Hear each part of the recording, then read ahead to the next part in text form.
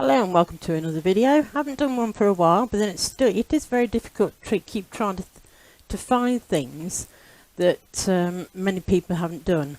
But I think I've come up with a couple of solutions that are new.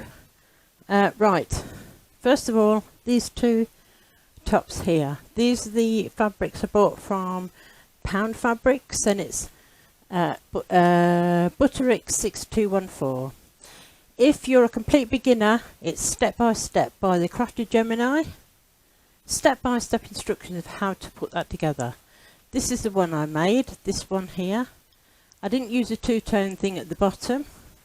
I just used all-in-one and I didn't put the pocket on that's there, but they do different. They do one with no sleeves, one with short sleeves, and one with longer sleeves, and different ways of putting two-tone fabrics together. As you can see, used the internet to find out how to change the neckline to make that different. I did the one with no sleeves, but the longer one, but all-in-one fabric, and I even lengthened this so I could wear it either as a short dress in the summer, just to keep cool in the house or wherever. So it's quite long. That's the original length. As you see, I went quite a few inches longer, or I can wear it with leggings. So that's that one. So that was quite cheap just to make. So I just threw that together, just practicing. And instead of doing the neck, how she explains it on the Crafted Gemini, I do it because I've altered the front of here, obviously put my own, so that's a different way I've done it than I've ever done before, by not putting binding on, bias binding, but using a neck facing. So that's different for me. That was a different way, because I've made a few of these in the past. This fabric, again, Pound, I think it's only cost a couple of quid to make. To make. I put the stripes together, so I practiced doing that. I'm not very good at clothes making, so I've just thought to myself, I'm going to start doing different things to learn. So I made it the same all the way around, pattern matched. That was different for me. This one I put bias binding on, and that's the original length and what it should look like. But I pattern matched that one, and on the other one I changed the neck and the length. So that's two things I've been doing. So I also had to go at doing something different on a cushion. This is my sew together with a zip in 3 steps, which I've done on my channel before, so I don't need to tell you about that. But I used this tape, double-sided, 1/4 inch, to put this type of ribbon, or I don't know what else you call it, and then I just sewed it all the way around on the top. Now I've seen one of these, and it was a long one, not a square one, at my daughter's, and it just got happy written all the way across, and it was longer. So I thought, well, I think I can do that. So there you go, and you just, as you can see what it says. It's my logo, Busy Bee. So that's another way if you want to try different ways of making patterns or words or spellings. You can get all different types of these and colours, etc. And I just used to make myself a new cushion. Obviously with this on the back, covering the zip, you can use this to put your head on. It won't hurt you at all. If you don't want to use that side. So that's the second thing I did that was completely different, that I've never really seen much about on. So that's an idea for you to try. I bought lots of wool from a charity shop. Let's move these out of the way. And all different colours. I've got a lot more of these. They're all brand new. They still had the leaf. I'll get you one.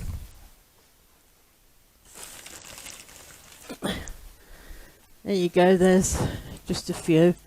There's half a carrier bag full. They were 50p each from a charity shop, and I thought, well, I'll have a go at crocheting, because that's something else I'd like to have a go at.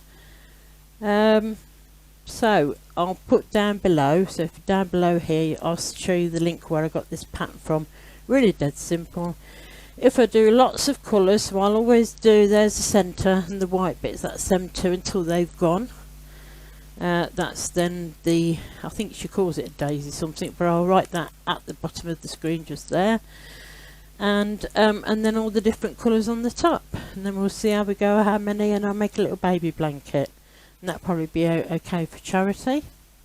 But the one thing I'm really happy about, that's not for the faint-hearted and not for a beginner, and it is for people who have made quilts before, I've put together a different way of making a quilt. Right, what I used on the inside of this quilt is this, and it's really thick. It's about 1.5 inches. Yeah, about 1.5 inches thick. I think it's 14 ounce, so it's very thick and it's very stiff. So basically, it's not very bendable. It does bend, but I mean it's stiff, and I'll show you what I mean by that. This is the bag I've got left from when I did. So obviously, I had to sew it together in 2 pieces. And there's the quilt. I've used buttons, and as you can see from the sides, it doesn't sort of like flop down like a proper quilt, if you can see there at the side. It's very stiff, it doesn't seem to bend, but it's like an eider-down. It's the only one way I can describe it. And I'm going to zoom into the top,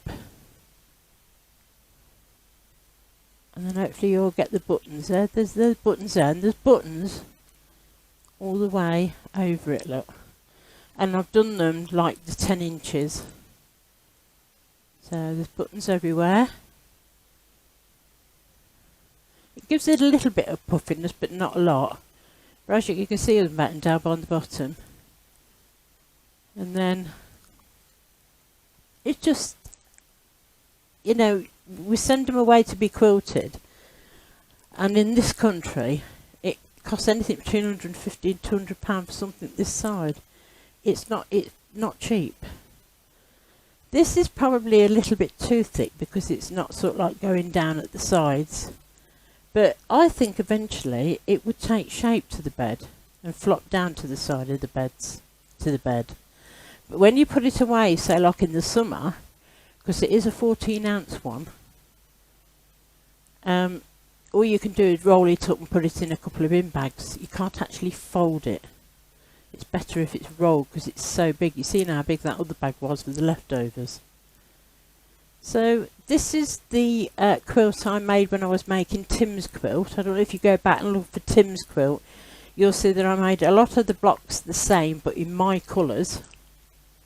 And then I put my own little take on them, which you've probably seen a few of them, or I've done another video where I showed you. So like for instance this one, there's a star, I can't remember what star it's called at the minute, and then I did different edges around it because the block was only that big, and then the one above it is a proper 10-inch block that I snowballed with a different colour. So there you go, that's buttoned. So if we just zoom out again,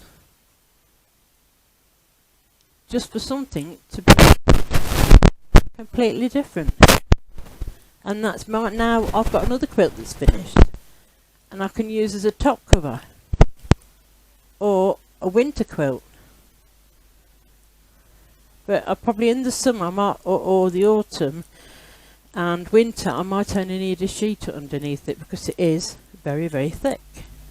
Now I'm going to flip it over and then come back to show you how I did the back.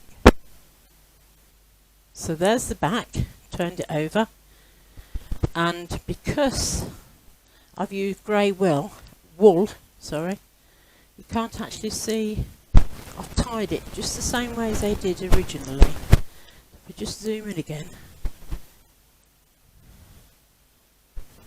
and there's a couple of the pieces, there's one, look. and I made them 1 inch long, and that's all the way over on this side. The buttons, if they break or anything come off, but I bought 100 off Amazon and I covered them myself with the fabric that's on the front. And my room is grey carpet, black lamp and grey curtains. So I like grey. And then I'm using my colour in the room. I do like that headboard. There's a touch of red in there, which we have got a red carpet to match, a rug I should say, and a red picture. So I like with the grey vase. So basically I've pulled in all the colours front and back. I'm just going to turn it back over to the front again.